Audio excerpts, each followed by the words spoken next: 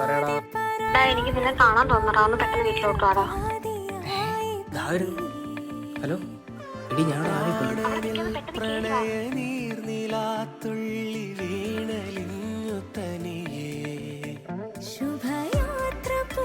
എന്താ മോളെ ഉദ്ദേശം? എന്തുദ്ദേശം? എന്നെ ചായ കുടിക്കാൻ കൊണ്ടോ? ചായ കുടിക്കാനോട് എന്നെ ഇവിടെ വിളിച്ചിരുത്തിയേ? അല്ലേലും എന്നെ ഇവിടെ കൊണ്ടുപോകാൻ ആരുമില്ലല്ലോ. ബാബു